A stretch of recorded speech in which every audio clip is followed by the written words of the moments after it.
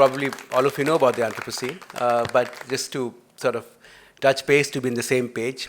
It's a term which is based, it's a scientific term based on 10 parameters and the measurement of 10 parameters. And those are the 10 parameters, which are Earth system processes, climate change, rate of biodiversity loss, nitrogen cycle, phosphorus cycle, stratospheric ozone depletion, ocean acidification, global freshwater use, change in land use, atmospheric aerosol loading, and chemical pollution. So these are the 10 parameters, 3 of which we have data on.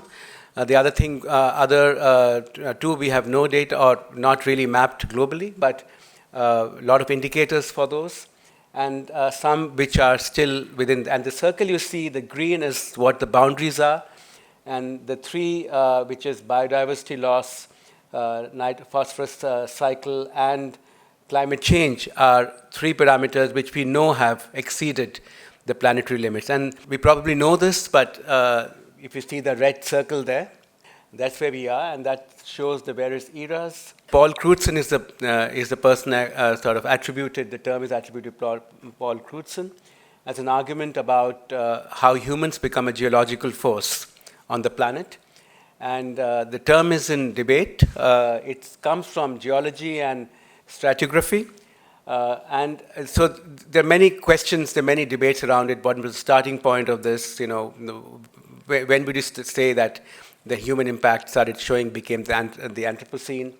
And the very interesting thing it does, it brings into focus how you need to look at the history of everything, how you need to look at natural sciences and social sciences together to configure how the world is and how these changes came about. Because the natural sciences tends to separate global processes, natural processes separately from the social processes, but we know now that they're not completely separate. For example, CSE brought out a book on many years back on floods, which countered the long-standing debate about whether afforestation in the Himalayas cause floods. And Rohan D'Souza has recently written a paper saying how land revenue and the processes of power enabled the building of embankment and the settlement of agriculture.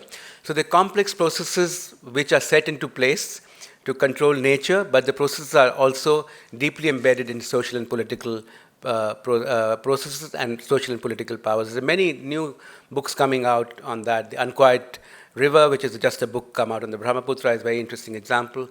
So we have now a lot of new literature showing how we need to look at all historical changes, not only as natural science changes, but as a combination of human processes. So hence, what we do to the planet is not isolated to what is happening out there in natural processes. And there are many, as I said at the last point, says that unanticipated conjunctions, for example, climate effects, it was not anticipated, but it's an unanticipated conjunction of atmospheric transformation. Next one. This I'm not going to go very deep into because it's a complex climate science, but just to show you 2 graphs of the rather recent rise of carbon emission of greenhouse gases, 2 of them, methane and CO2, and it's around the 1800s where you see a very sharp increase in them. This also we know, the gradual rise of temperature, and currently also we see many unexpected events which are taking place all over the world. The number of how rainfall patterns are changing, how droughts and water shortages and flooding are going on. They've always gone on, but the frequency of them is becoming more unpredictable. Storms, large sea storms which take place all over the world. The frequency of all these have gone up, and there are marked number of events have gone up. And this could be attributed to the overall shift we're seeing in climate change owing to atmospheric changes, but also, for example, things like the Arctic ice slowly melting. So there could be many tipping points along the way which we're not totally aware of, and they might occur at one point or another. Next one, please. And just to think of the water crisis in India, how do we mark something called a water crisis? There are many terms to to talk about water, the water stress, water crisis, water productivity, water efficiency. They're all different terms. But crisis is a generic term which means that some events which you need to take care of right now, they are of urgency. And the word crisis brings upon a certain kind of urgency to do something. This is just to show, I'm sure all of you know the hydrological cycle, but that when you change the atmospheric conditions, when you change anything in the cycle, there will be downstream changes, all completely connected. Like the making of a big dam will stop siltation, the flowing of silt down. The silt is very important to forming of land and delta. So, and many of these things are still not recognized in our institutional imagination. So, the idea that rivers carry silt is still not marked in the way we control rivers or build dams, or that there are fish migrating in rivers. We're still not marked. So, environmental sort of water institutions or river institutions are still not taking cognizance of what is now well known, that these are very integral parts of water flows.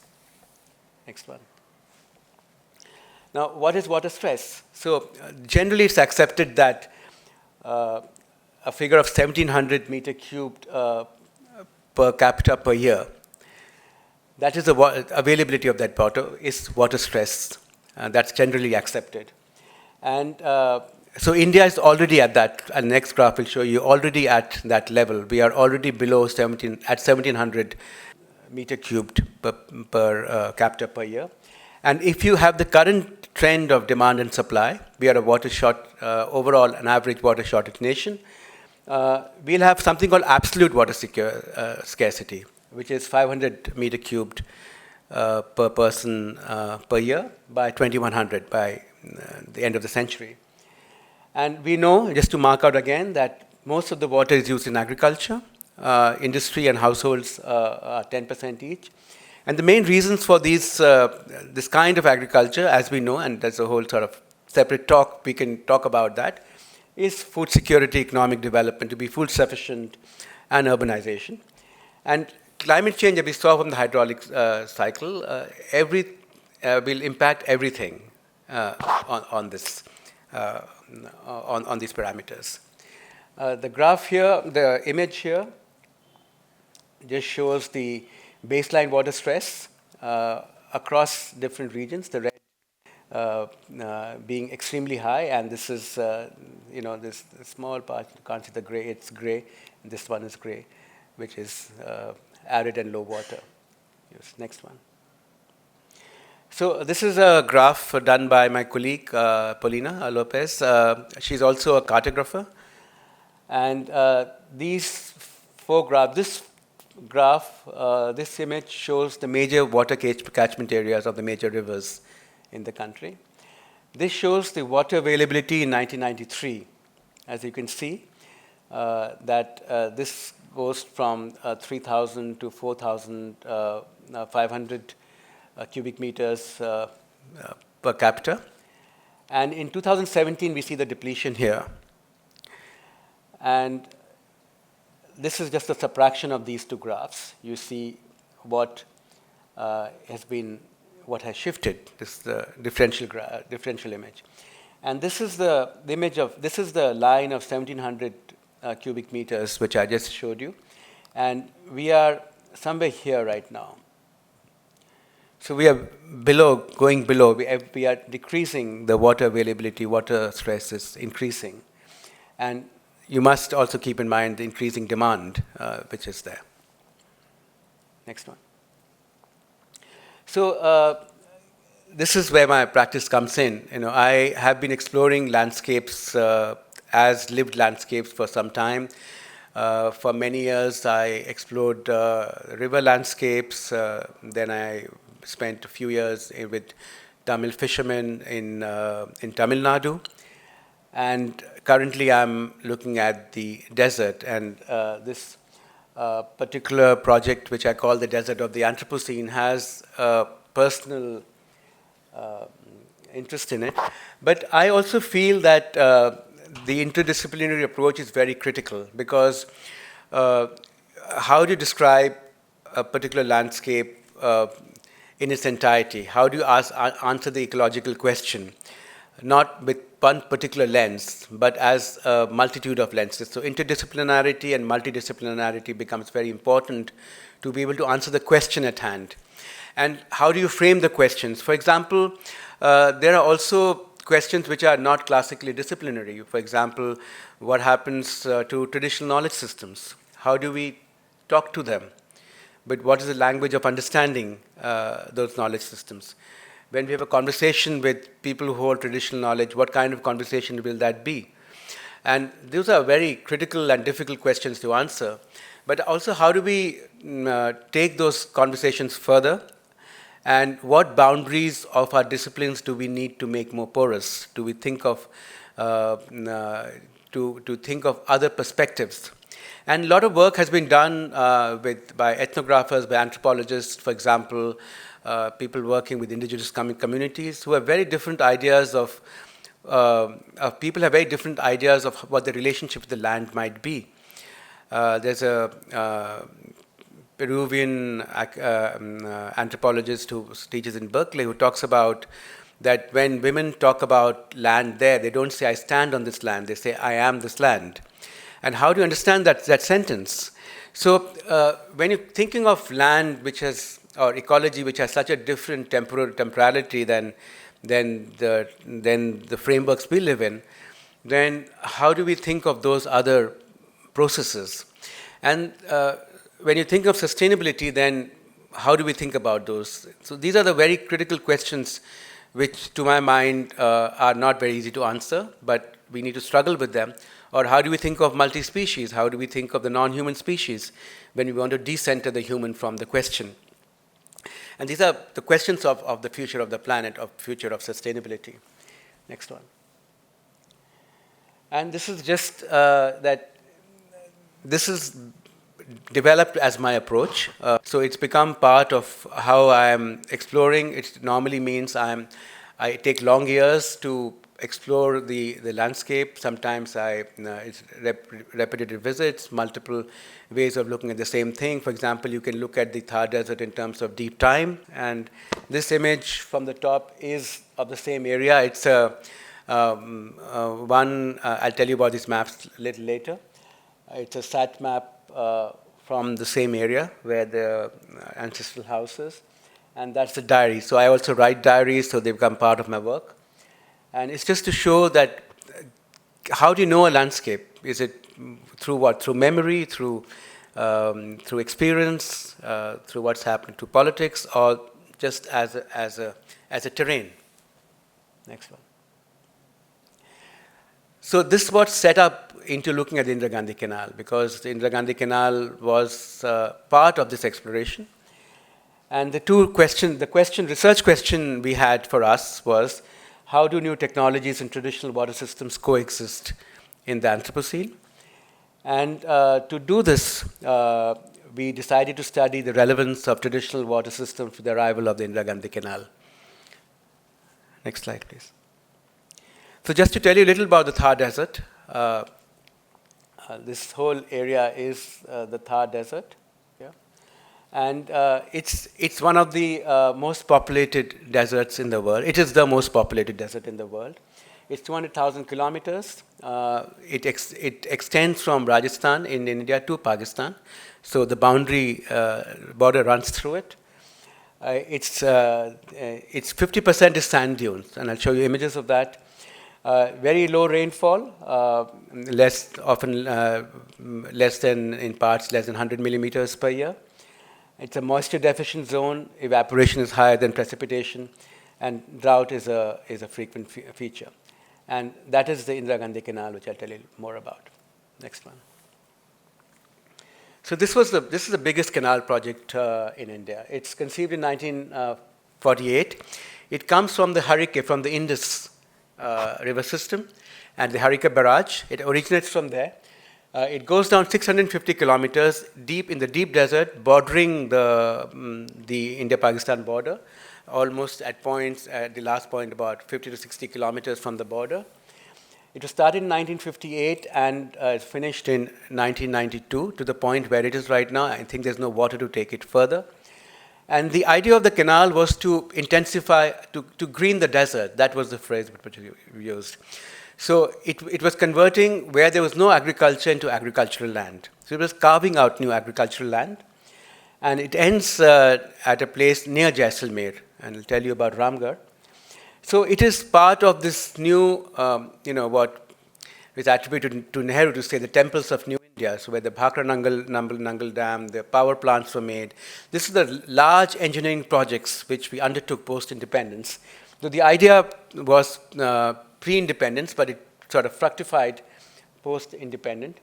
And it's really a fantastic engineering skill to take something down for the next 40 years, to keep building it in two phases, and to decide to sort of an open canal, open to precipitation, or open to evaporation, and take it deep in the desert. And those images where you see them, it's unbelievable that you can have water there. But it just it changed many things, especially on drinking water. It changed many things. It did not have an impact. It had both positive and negative impacts, but it changed the whole pattern in the region. Next one. So this is a better view. It goes from Haryana to here to Rajasthan, and this is Jaisalmer. These are the sites we are studying, and ends at a place called Ramgarh, and that's the border, and that's the Harike Dam, and that's Jaisalmer city. I don't know how many of you have been to Jaisalmer city. So Jaisalmer is deep desert. Beyond that is Barmer, and then it's Gujarat. And the average rainfall is less than 200 mm. Often it's 100 mm. So there are some years it doesn't rain at all. And the maximum temperature can go up to almost 50 degrees centigrade, 49 degrees, and average is around 40, 45 degrees in the day. And at night, in winter, it can be really cold. And it has the highest precipitation, evaporation rates there, and precipitation is very low. 11% of the area of Rajasthan, and a very small percentage lives there. It's very sparsely populated, but population is increasing. Low density, and because of better water availability, the population is going up. So before the canal came, the area was not very well irrigated. I remember going there when I was 18 years old, and there was hardly any water there. Water was a real problem. When I went there again, when we started going there again last year, drinking water was not a problem. So you could find drinking, in fact, it was being wasted. And this changed after this. And so in less than 45 years, this whole area has changed, and we still have to figure out, that's what we're trying to figure out, what kind of change. I'm going to present you the whole idea of what the change is. The Indira Gandhi Canal ends at a place called Mohangarh. Yeah. And this is the canal at Mohangarh. And then there's a feeder canal, because the main gate is Mohangarh. There's a feeder canal which goes to a place called Ramgarh. And the farming is all gravity, is on the west side of the canal, because that's where the natural slope is. So it's all gravity-fed water in the farming areas. And it's 3 kilometers west of the canal. And the canal network extends beyond 3 kilometers, but it's in a dismal state. There has never been any water there. Now, of late, the drinking water supply of the city of Jaisalmer has started coming from there. So there's a pipe which goes the other direction. So there's a pumped water. It goes against the gradient to Jaisalmer, which is about 80 kilometers from there. And it's really a mesh of canals. It's a network of canals. 1,200.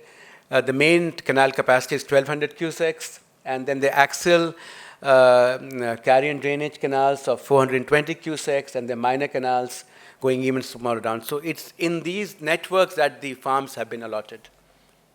Next one, please. So this is just to show, I mean, I can read this out. I'm not a cartographer, so this is Paulina's work. But this is just to show the subsequent maps, which are through this Operation Land Imager, which she has access to. And it shows, those of you who might be cartographers here, shows the satellite she's used, the waves she's used for downloading the images, and the resolution, and the sections she's taken. Next one, please. So I'll explain these maps to you. So these are the three, this is the kind of work she did. These are the three base maps, slices she accessed from the satellite. This is called the B4 red. This is the B5 near-infrared image, and this is the shortwave infrared image. And these three are combined to form the natural color composite, which is this one. And then because the area we're studying is quite large, so you need to have many slices. You have something called mosaicing.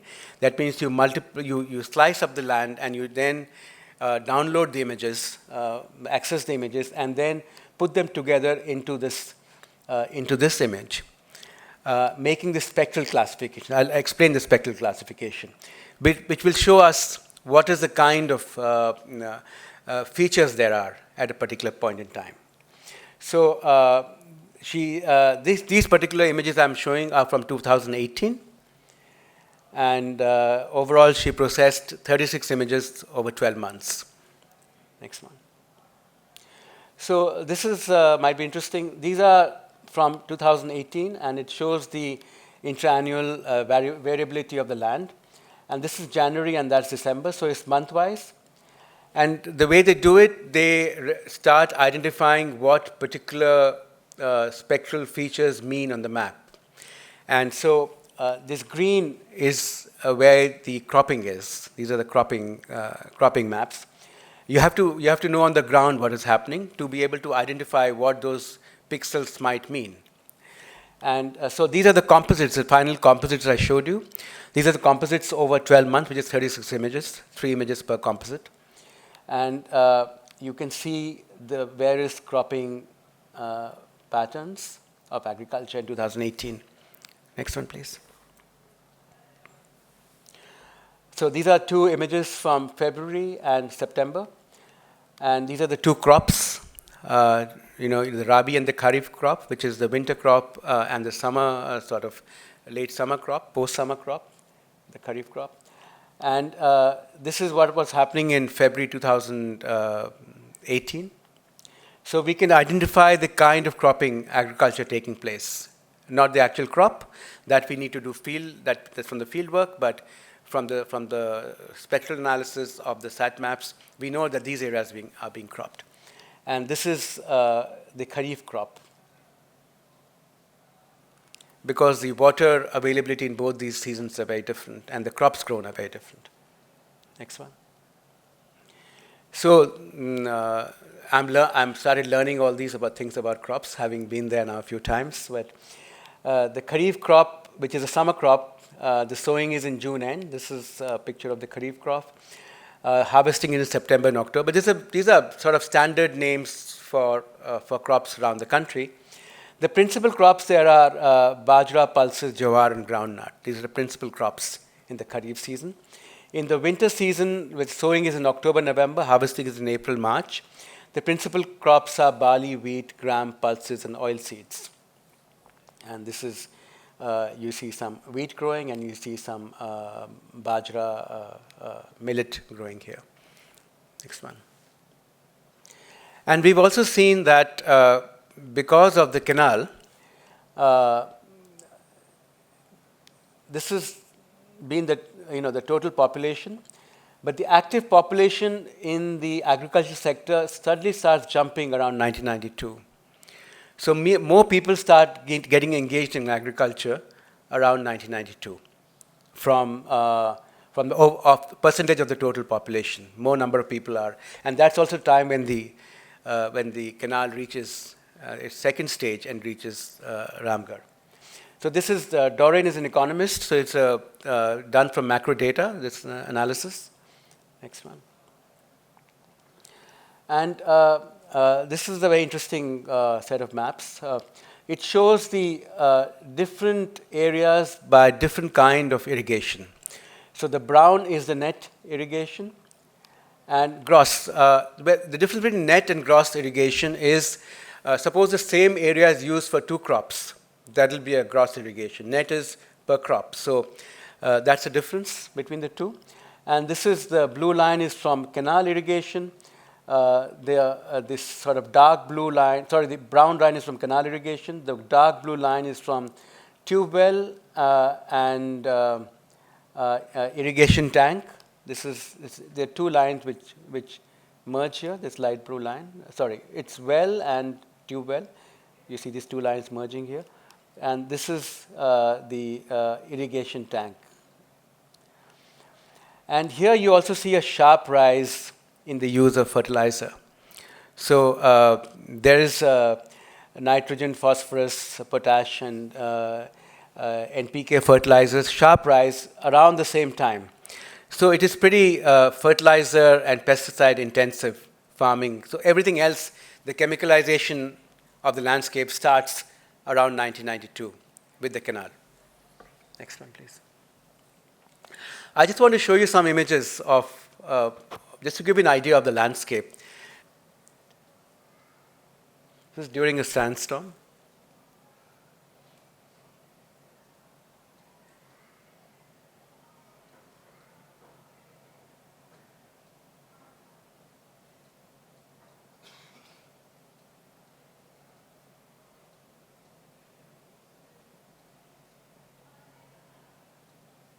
That's a canal.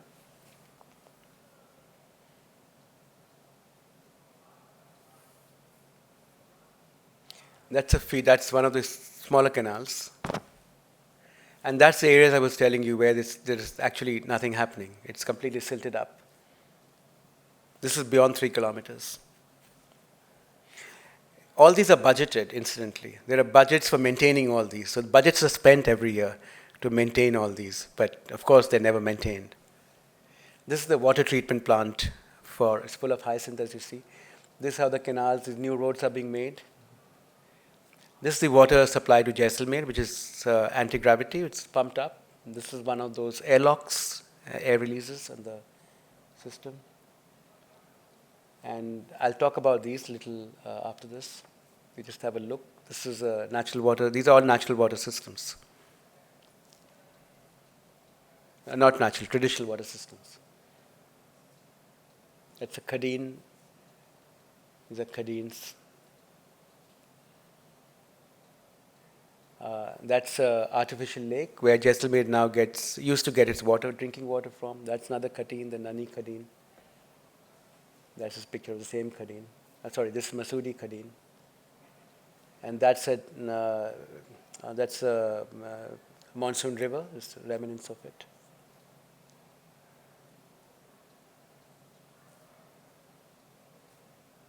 This is how they dig up water in the monsoon river bed. It's a water tank. These are new, old structures with new pumps. It's an old Bauli.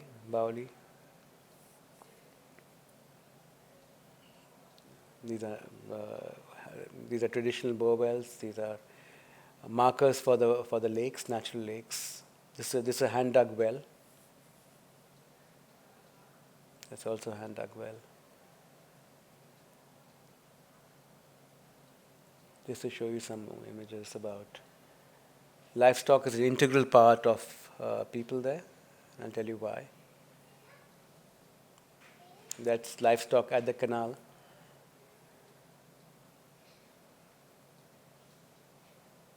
That's a traditional water system.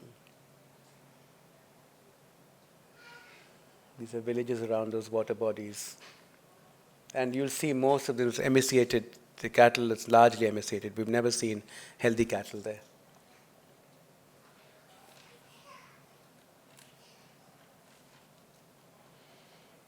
And because of the seeds they use, they farm in very, very, almost just in barely moist soil. This is a bore well fed, that's a pumped bore well.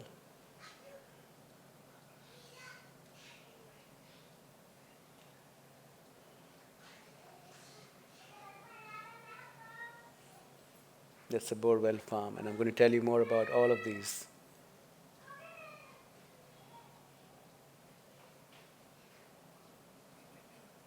That's Gram.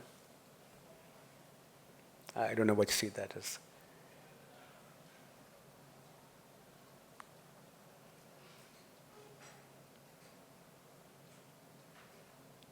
These are how normally those villages look like. And you see a surfeit of these. These are hundreds of these now coming up, both solar and wind. Okay, can we go back to the presentation, please? So these are the sort of, some of these you saw. These are some of the points. This is Ramgarh, this Mohangarh. And some of these images you saw were from this area, the lake and the water systems, water treatment plant. So this is the general sort of area which we have been visiting. Next one, please. So these are just names, which just names for you, but these are the areas which we visited. The villages, the large traditional gardens there, which are run by hand-dug wells. Talab is lake, Khadins, Nadi is river, and Bauris are those open water wells. Next one, please. So I'll tell you a bit about the canal farming. The canal farming started after 1992 when the canal came, and then land was allotted. So you saw the landscape. That's where the canal went. There was no farming there. It's just complete sand. So they started allotting land on the western side of the canal. All land is not still allotted because there are a lot of scams. When there's land, there is scam. So there were scams because people took land, they never paid the full money, they never farmed there. But what each farmer got a block about 4.5 acres, and the holdings vary. So we met one farmer who had 75 bighas. And the way the water is distributed is that water is released every 15 days for 7 days for a week for a cluster of. So every fortnight for a week, water is released for a cluster of plots. And each plot gets 4.5 hours of water every fortnight, because of that week, it's further divided for each plot. And they take 2 crops. I mentioned that earlier. So because there's water available, they can take 2 full crops. And you will find that even what you would not find, you would not normally have found wheat there, you find wheat growing there. Next one, please. So what happened was that initially the people there were reluctant to farm because they were not people who used to farm. The people used to keep livestock. Livestock was their main way of sustaining themselves. So people from Haryana started migrating in because land was cheap. So they started buying land. So farmers in Haryana started, many of them are there. They came in there and they started farming. And slowly, 30% of the population now started farming because they saw successful farming by the Haryana farmers, and then they started moving into farming, saying, why can't we do this as well? But all farmers keep livestock. So livestock is not given away. So they are farming and they also maintaining livestock. The price, there's a lot of land sort of exchanges hands, but it's only when the price of land goes up in a good harvest, when there's a good harvest that people have money to buy more land, then the price of land goes up. So it's completely linked with the productivity of the land. And of course, illegal farming exists, and also illegal practices that you're not supposed to store water of the canal in your farm, but people do store water, and there is no surplus. So the reason why the canal entered in Ramgarh, because there's not enough water. in the canal. So you cannot take it to Barmaid, which was originally planned. And this is a map drawn with a farmer of what I explained to you, 1200 cusac and the minor canal of 120 cusacs and the sub-canals and the plots in between. So it's like a network. It's like a grid. And this is the main Indira Gandhi Canal, and that's how the water moves down. And the dried up canals you saw was beyond 3 kilometers, because there is not enough water to go beyond that. Next one. Now, these are some of the traditional water systems, the quite amazing traditional water systems. This is a system of water called the Khadin. The Khadin it's attributed to a particular community of the 15th century called the Paliwals, who no longer live there. So it's a design of rainwater harvesting. So even if there is very little rain, 100 mm of rain, enough water is diverted to the Khadins that they are about a couple of feet in underwater. The reason why water is retained there is because there's a clay bottom on the soil. So it's sandy, but the bottom layers about a meter down is clay.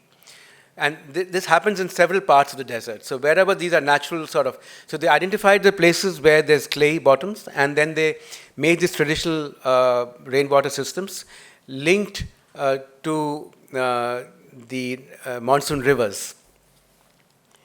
And so there is, these are shared fields. So below where the water is, many people from the villages own those fields, and they're markers on those fields.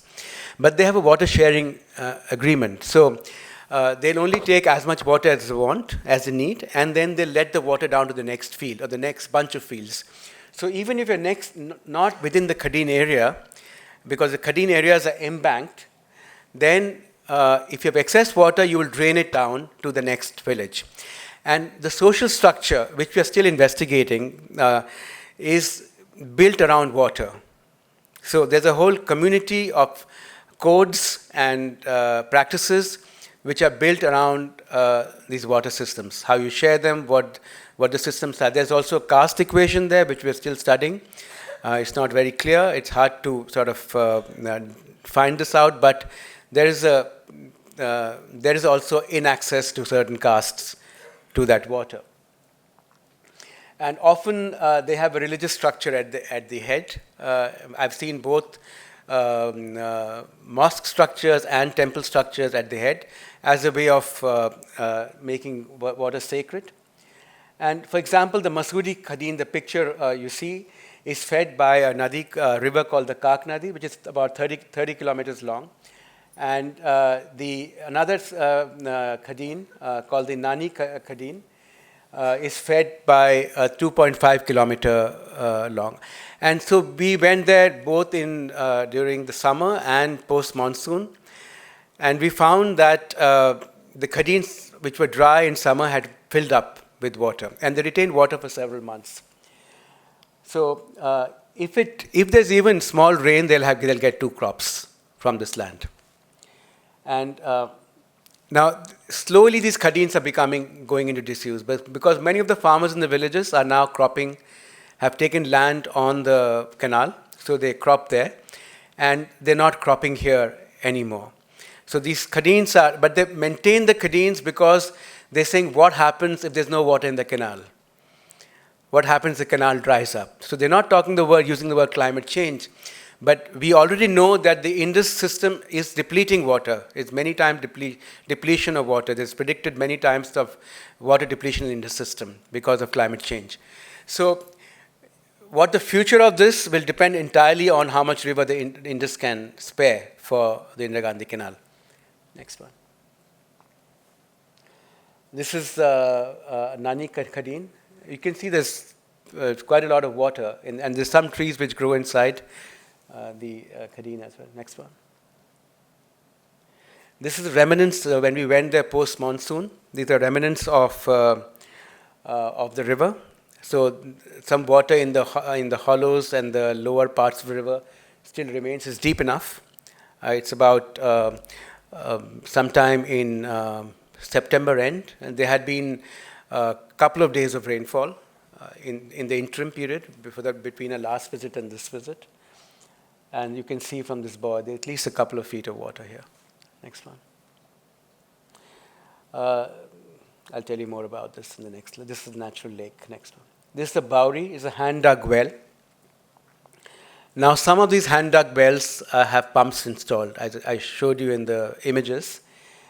These are up to 200 to 300 feet deep, and these are also very old, but they still have water in them. And they often make this water is channelized into troughs, and they are separate troughs for animals. So, because livestock is very integral to the whole community there. But the groundwater has been falling sharply over the last 20 years. This is because of the bore wells, which go up to almost 600 feet deep. So because of the pumped bore wells, the groundwater is falling. We could find no map of how many of these hand-dug wells there are, but they exist in all the sites we saw. And the water is potable. They still believe they can drink this water. They just let it filter down and let it precipitate, and then they can drink the water. And the reason they tell us they maintain this Bowery is they're saying for an emergency that we need. So though there's drinking water, some of those villages don't have drinking water from the canal. Only the main city of Jaisalmer has drinking water from the canal. But there are plans to get drinking water. The structures have still already come up to get the drinking water from the canal there. Incidentally, drinking water was not the original intention of the canal, because I would argue that if you want to bring drinking water to Jaisalmer, why would you make an open canal? You would make a piped, and for example, Jodhpur and Barmer have pipes. So you don't need a canal which has problems with siltation and evaporation, an open canal for drinking water. You do need it for irrigation of agriculture though. So this is a subsequent use of the water. And hence also there's less water, because drinking water is obviously something which is much more useful, I think, than the small number of farmers who farm there. Next one, please. So that image, which actually I showed in the wrong place, is a lake. These are, again, man-made lakes linked to water harvesting systems. And they retain water throughout the year. And some are pretty large, 1.5 kilometers. And it's actually quite a sight to go from this completely sand dune surrounded terrain and come to this complete full body of water in the middle of the desert. The water, they have a code there, they will not use the water for irrigation. It's only for drinking purposes. So, for example, in one of these lakes, the Jashira Lake, which I'll show you an image of, each household is allowed a certain amount of water. They send their tankers there. So I think it's one tanker for a few days. And each household has a private tank in which they transport this water manually through these tankers from the lake for drinking purposes, but not for cropping purposes. Next one. That's the Jashira Lake, you see. And it's interesting engineering, because there's a system of embankment through which the water comes here, and it's got a certain gradient, and there's a loop back from the gradient to the top of the lake. So if there's excessive water, it goes back into the looped canal and stays there. And the water goes down, it flows back. So it's a way of retaining almost all the water you can get at that point. And this is perennial. And people say we have, for many generations, never seen it dry up, except once when around the early 90s, when there was a big drought, that the water really went down. Next one. And they have these markers. These are from the 15th to 16th century, these markers. These are about a meter and a half high. And they basically tell travelers there's water here. And, so the carvings here, there was a text here, which you can see remnants of, but it's been completely almost eroded, largely because of wind. And you see these religious deities here. Next one. That's the Jashira Lake I was telling you about. Again, 13th to 15th century, gravity flow, and the 8 villages depend on it for drinking water, even today. There is no other water supply, and this is what I told you about, the water overflow. There's a system that they don't lose the water in case it overflows. And that's a tank I was telling you about. It's a 500-liter tanker. So somebody must have paid for it, some private household in one of the villages to carry the water there. So this is what's happening where people have dug bore wells. So these bore wells go into deep groundwater. And this is a particular farm we went. It's in one of the field sites in Deda. It's a pretty large farm, 100 bigas. And it's got a 600-foot bore well. So it goes much below the hand deck wells. Though the water comes at 400 feet, but it's 200 feet below that. So there's a big head of water still which can be exploited. It's pump driven. You must have seen a picture in the images I was showing, a big stream of water coming out. That's from this particular well. And they grow everything you can think of. So the brinjal I was holding there is from there. And they have this particular farm has a sharecropping system where the revenue is shared with the owner. So it's a farmer who has taken it on a sharecropping basis. And the water, he also sells the water to adjoining farms. But this is a large farm with it's pretty expensive, cost 15 to 20 lakhs to make the bore well, then maintaining the electricity. So it's one of the most affluent farms there. But what these farms are doing, that the bore well water has started going down now. Next one.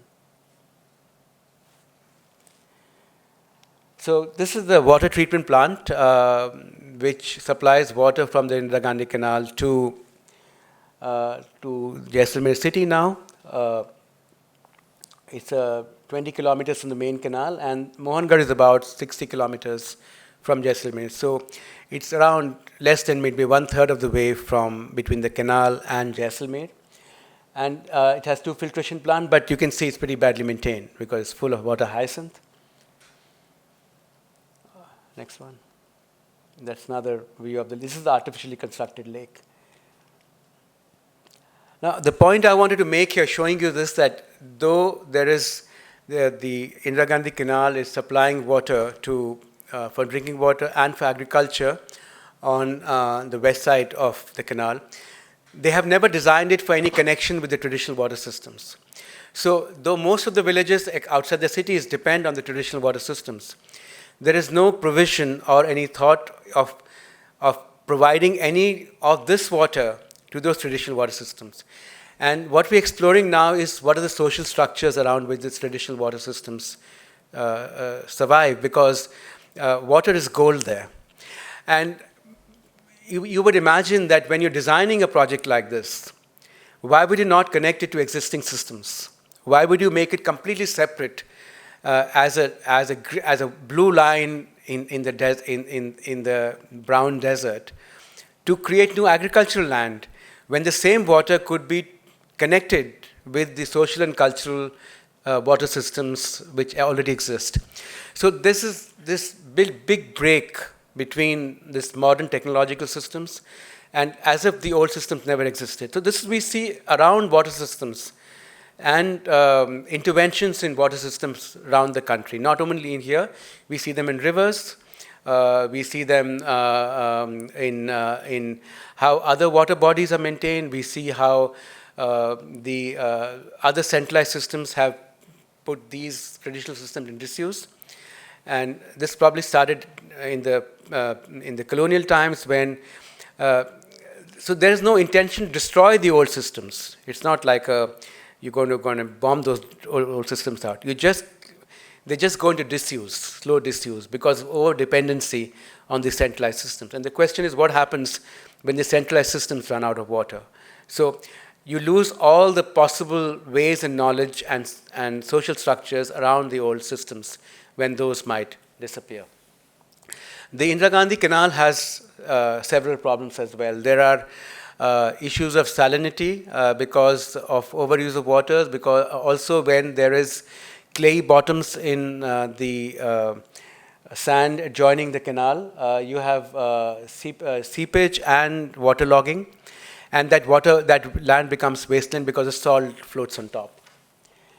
And of course, there is problem of evaporation, sand transportation, there's heavy siltation. We've been measuring siltation in parts of the canal. There's heavy siltation there.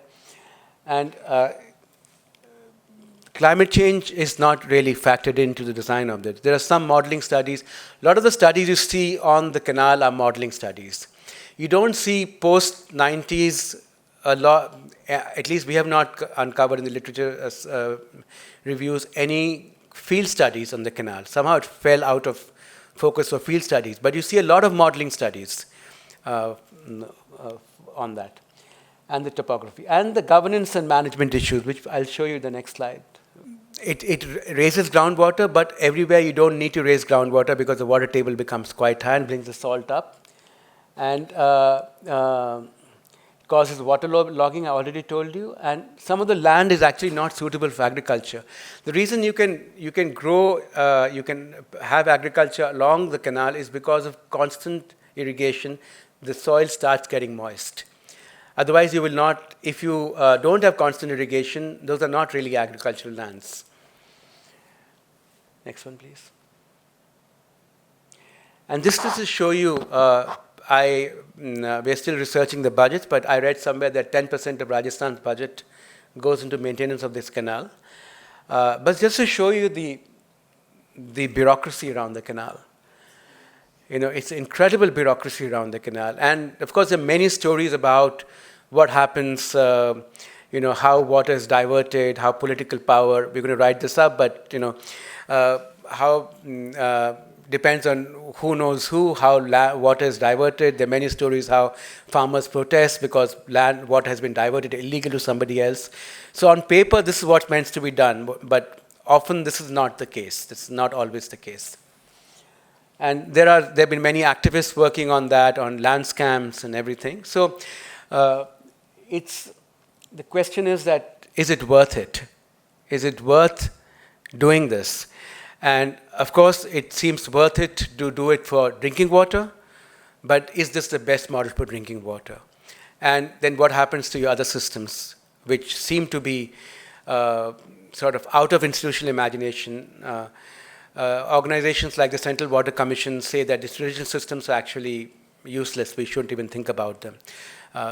They made the statement very recently, only a few months back at a presentation at the CPR. So there's such a big difference in the way we are thinking of resilience and to climate change and how it relates to how the landscape is connected to social and economic life, and how we think of geoengineering and large technological ventures to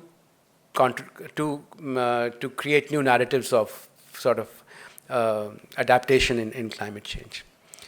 So there's a small clip of a few minutes to show you some of the landscape, just to share the experience with you. It's a VLC file, please.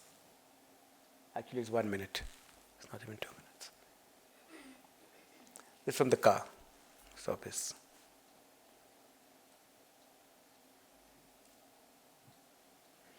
So you can imagine what water means in this place.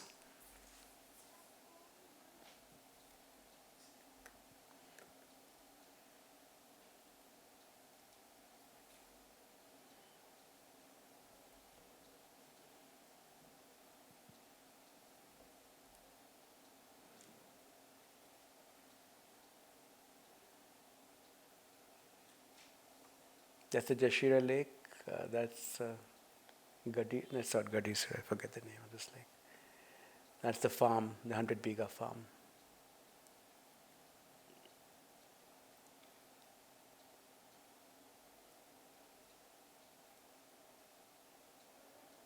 That's it. Thank